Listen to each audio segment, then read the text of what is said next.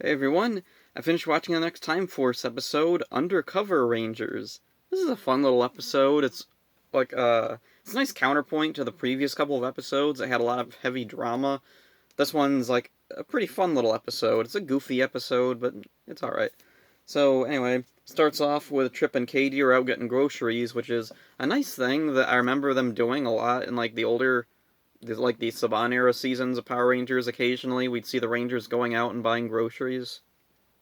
I don't know why, it's just something that makes them feel a little bit more real. You don't see that anymore. Probably because they're always teenagers now.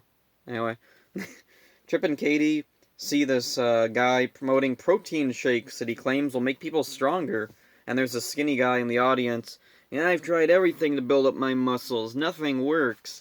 And the guy is like, hey, try this. And the skinny guy's like, okay. And then he drinks it, and suddenly he like jolts up, and then the guy's like, hey, why don't you lift these weights? And the guy's like, rump, and just zips him right up, and Trip and Katie are like, whoa!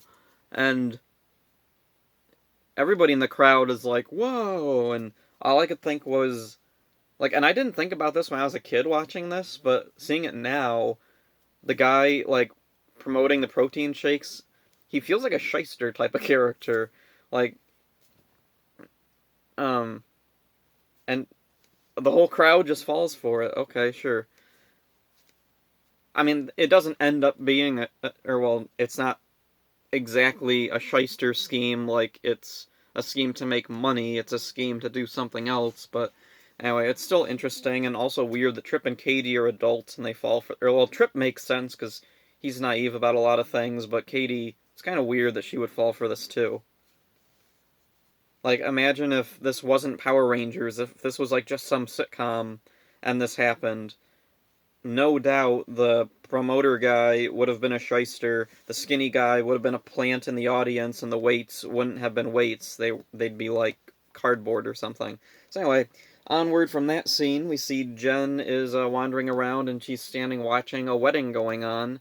And as she watches the wedding, she like fiddles with Alex's ring that he gave her, and she's thinking about Alex in the future. Alex that she just met in the present a while ago, and thinking about, does she still want to marry him? I don't know. It's a cool little thing. I like that they keep that story thread around. Something we don't get a whole lot now, like ongoing story threads that like actually matter. I'll talk about that some other time. So anyway, at the clock tower, Wes and Jen are both there, and they're trying to talk to each other, trying to talk about their feelings for each other, but they keep tripping over their words and they can't get it out. And Lucas finally comes over and he's like, "Will you just say whatever it is you want to say? It's really annoying." And then Trip and Katie come up and they're like, "Dude, we saw this guy drink a thing and then he could lift this thing." And Jen's like, "We should check it out." I don't know, I guess she thinks it's kind of an unusual situation and there might be a mutant behind it. I'm wondering how much often this happens when Trip gets all excited because he saw something really stupid and is like, guys, this thing happened, and they're like, check it out, and then it turns out to be nothing. Whatever.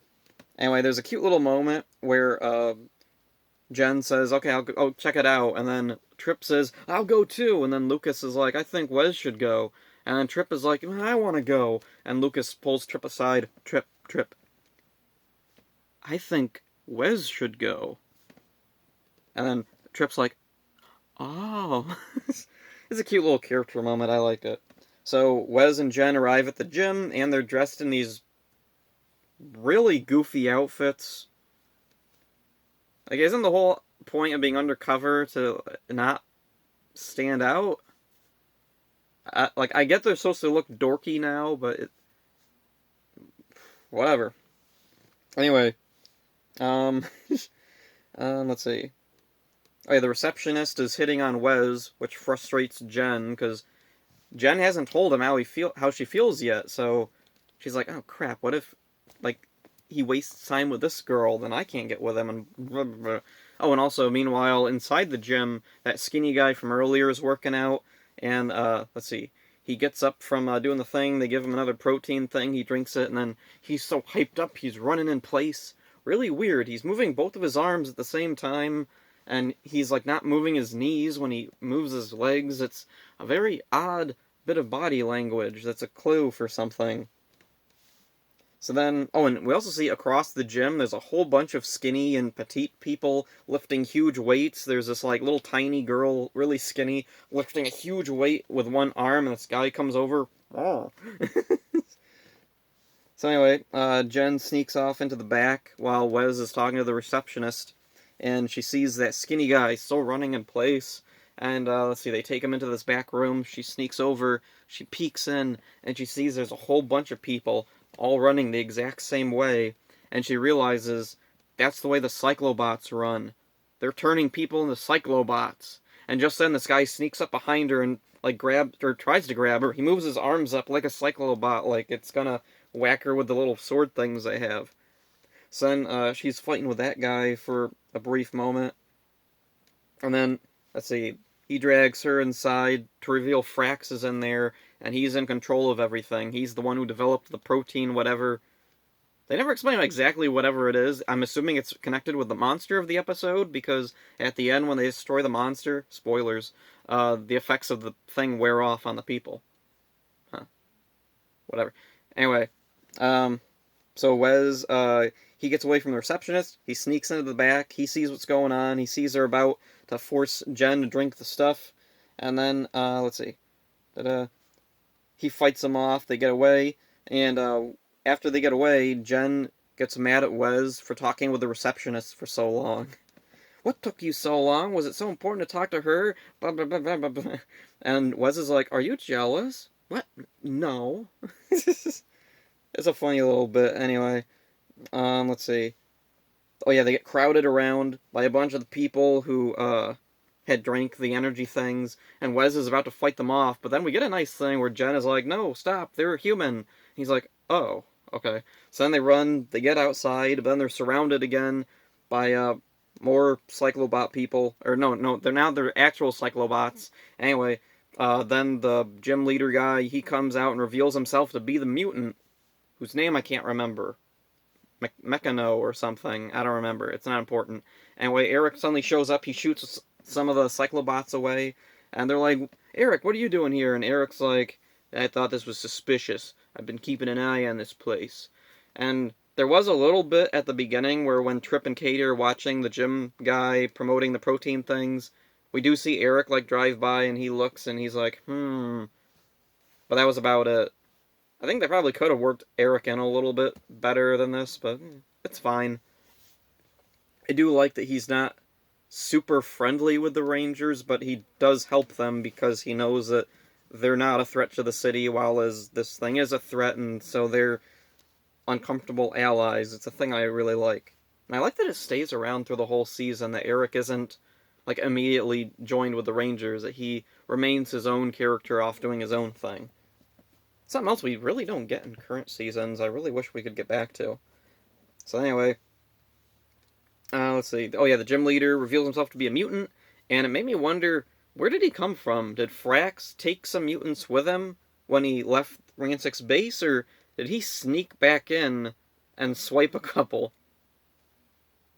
Also, he needed to know exactly who this guy was so that they could make the protein thing and brainwash people, if that was what was going on anyway. During the fight, Alex sends this message to Wes that he's sending him a new weapon, Stratocycle. It's a motorcycle jet thing, and it's alright. I don't think they really needed it, but whatever, it's helpful. Wes uses it to blow up the Mechano, the monster, mutant, whatever, and anyway, they blow it up. And that was easy. But then it grows giant, so they call the Zords, and then they blow up again. That was easy. Oh, and when they blow him up, all the brainwashed people turn back to normal, and they're like, huh, what was going on? So then Wes and Jen are back at the clock tower, and Wes tells Jen about Alex sending him the Stratocycle.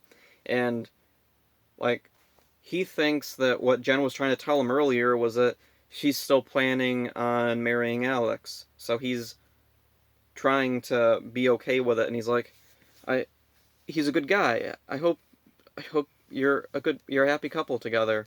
And he's about to leave, and Jen is about to talk to him again, but just then the door opens, and the skinny guy comes in, and he's like, "Hey, I'm looking for a weight trainer." And then Lucas and Katie are all like, "Oh, hey, Jen and Wes are your guys. They have experience at the gym." And they're like, "We don't want to go back to the gym." And they're like, "Oh, yes, you do. You want to go back to the gym." And they push him on the guy, and then the episode ends. Happy music, the end. So it's a fun episode. Not really anything amazing. It's just a standard Power Ranger plot. Like, there's something weird going on, a monster's behind it, they destroy the monster, things turn back to normal. But the thing that elevates this is the ongoing conflict of Wes and Jen's relationship, and it also helps that Frax's plan is a very specific plan to Frax. It's a plan that wouldn't really work with Ransik. Ransik doesn't like the Cyclobots. He doesn't like using them. The only reason he does is because he has to. He doesn't have any other choice, because the mutants that he has, they're a finite resource.